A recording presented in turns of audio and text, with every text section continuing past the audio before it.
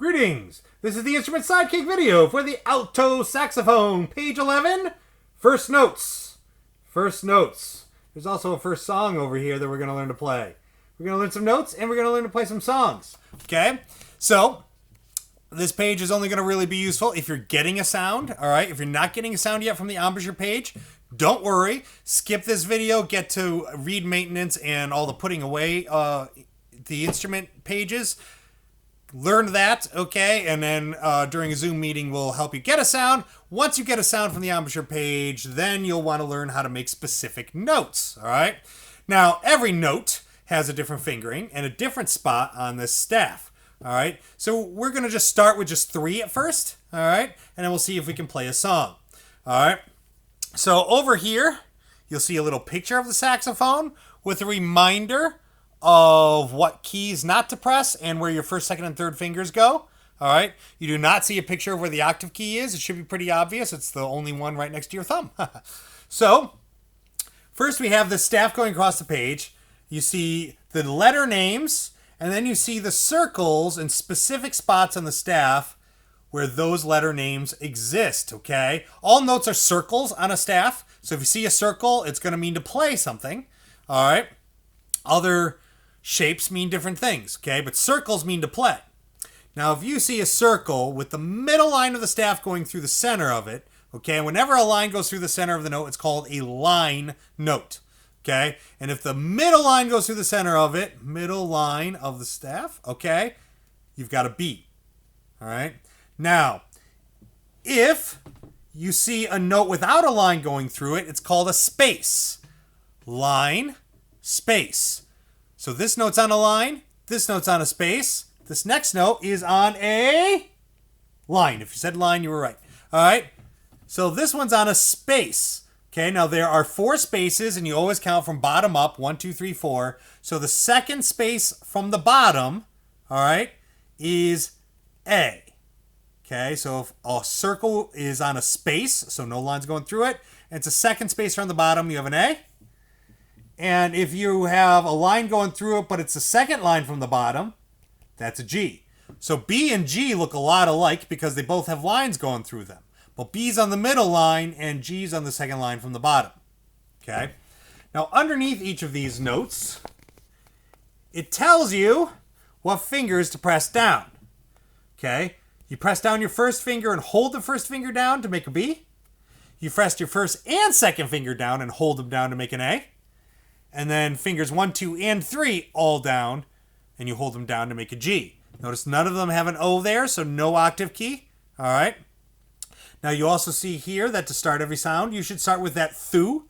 Thu. All right. Touching the tip of the tongue to the tip of the reed. Thu. Okay. Always touching the tip of the reed. All right. Before we worry about the song, let's worry about making each of these notes. So play a B. To play a B, and watch this whole video first, and then when you go back and you get to this part, be ready to play a B, all right? So you have to remember where your fingers go. Skip a finger 1, skip a finger 2 and 3, all right? And your right hand, you have 4, 5, and 6. It's resting on the side. It's all brought up. Mine fell down a little bit. There we go. All right. Licking it to make a sound. First, I'll make sure I can make a sound. All right, so I'm still good there. Now I'm going to press down this first finger and then keep it down, okay? I have a lot of students who will press the finger and let go and then make the sound.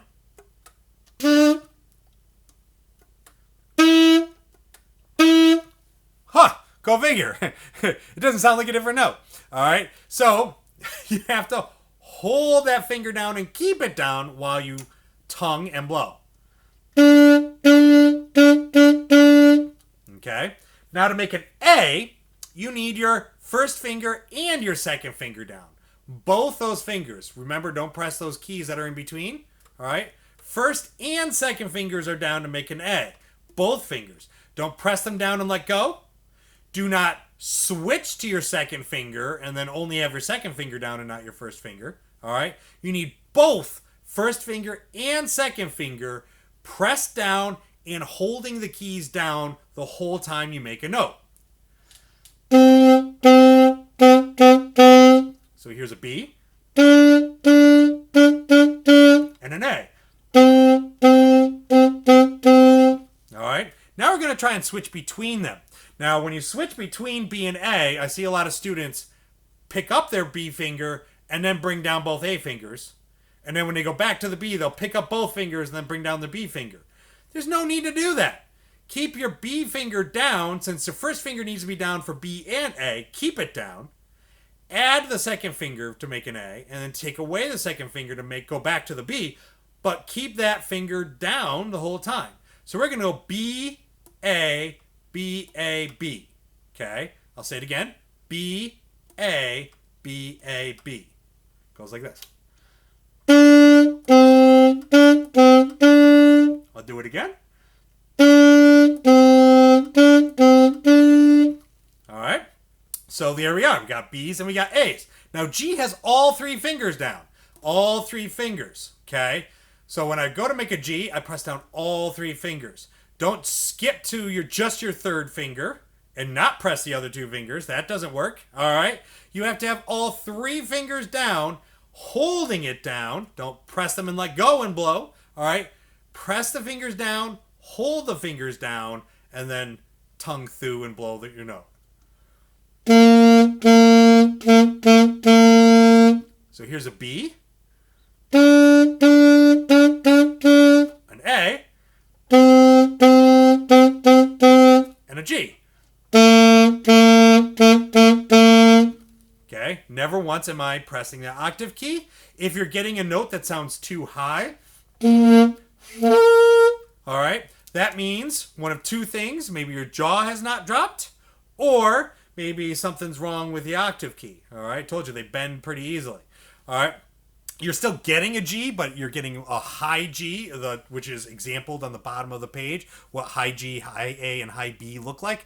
All right, but so if that happens, don't worry too much. I'll help you through that in a Zoom meeting.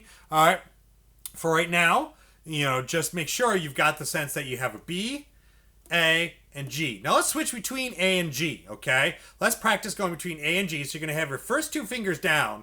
And since those fingers are also down for G, you're going to keep them down. You're just going to add the third finger for G, take it away to go back to A.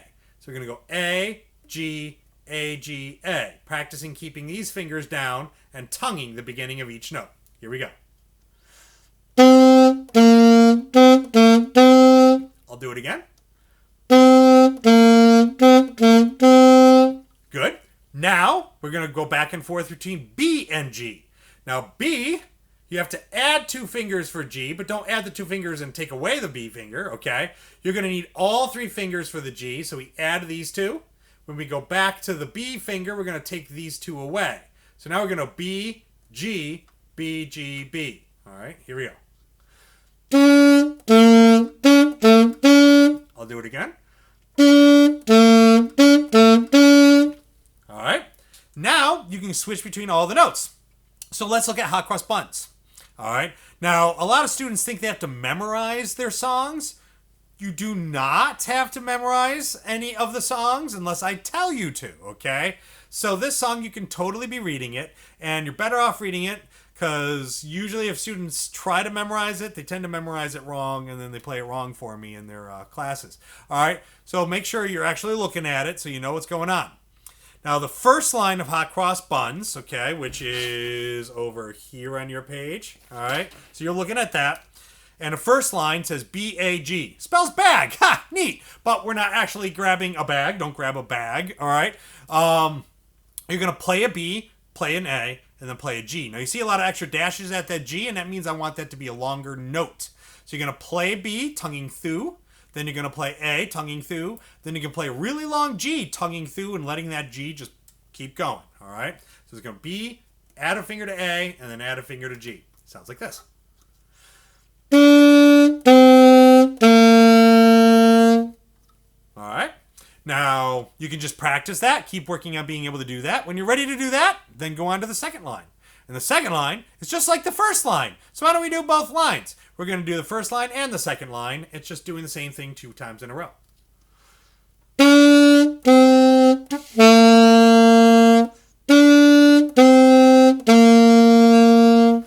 Okay. Now, you have 4 G's in a row. So I see students make this mistake There's a lot of mistakes to see make when they get to here. Okay, 4 G's in a row. The correct thing to do is to keep your G fingers down, 1, 2, and 3. Keep them down. Blow one flow of air, tonguing through 4 times. Through, through, through, through. Through, through, through, through. So the correct way is this. All right, I'll do it again. One thing of air, fingers stay down, tongue through 4 times, even though it's one grouping of air blowing out. All right, through, through, through, through. All right, first mistake I see people make is they lift their fingers and bring it back down, thinking that they can't make a G without having started with no fingers and then bringing the fingers down. That doesn't make sense. Do not do this in between, and then you're going to get this. All right, that isn't good. All right, you keep those G fingers down and don't lift them in between all the G's that are in a row. Okay, now the next issue is I'll see people breathe between each note. Okay, don't do that. Okay, that doesn't make sense. Think of it like a multi-syllable word. Okay, hopefully you know what a syllable is, and the word syllable has 3 syllables in it. So you do not say the word syllable by going syllable, syllable. You don't breathe in between all the syllables, right? You just say syllable in one breath, and you just change your mouth as you keep blowing out, right? So you're just going to keep blowing out, going through, through, through. Don't breathe in between and go through, through, through. No, no, no. One breath. Through, through, through, through. Okay? So 4 throughs with your G fingers down. All right. Then you switch to A and do the same thing. You do not need to lift your fingers and bring your A fingers back. You just take away the one finger and then keep your 2 fingers down for A and do 4 A's. And then the last line is just like the first 2 lines, B and A and G. So if we put it all together, it sounds like this.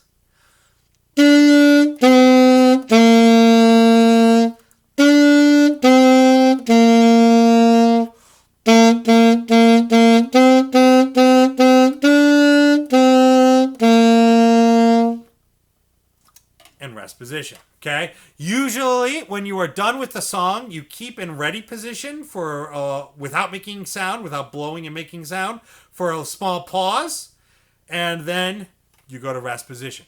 Okay? So we always come up to ready position, then we play. I usually count off, saying 1, 2, ready, go. We play the song. At the end, you pause in position, and then go to ready position. Then rest position. Sorry. All right. So you stay in ready position, then go to rest position. All right. Good luck with that. If you're not getting that sound and it's not happening right away, practice it. Okay.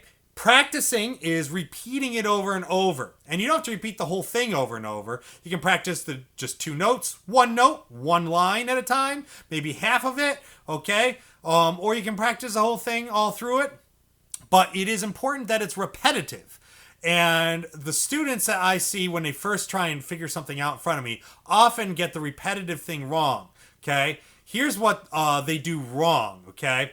They will pause and stop in between the mistakes, react to that mistake, and then go back and fix it. So you get a lot of this. Oh, that's the wrong note. Oh. Oh, I did it again. Oh. Oh, man, I got the first 2 notes and the next note was wrong. Oh, my goodness. Oh. Oh. Man, I need to take a break. Whew. Gee. I got it right. Holy cow, I got it right. Oh, my gosh, I'll do it again. Oh, it's the wrong first note. How did I do that? I just made a mistake. All right. Totally overreacting. Huge big pauses in between the playing. That is not how you practice. This is called a restart, not a practice. Okay, a restart is where you stop, pause. You can react, maybe loud like I did it, or you may just be like, some kind of reaction that puts a break, and then you restart. All right, that's not what practice is. Repetition means you immediately keep trying. Okay, so this is me making mistakes on purpose to show you how to practice correctly.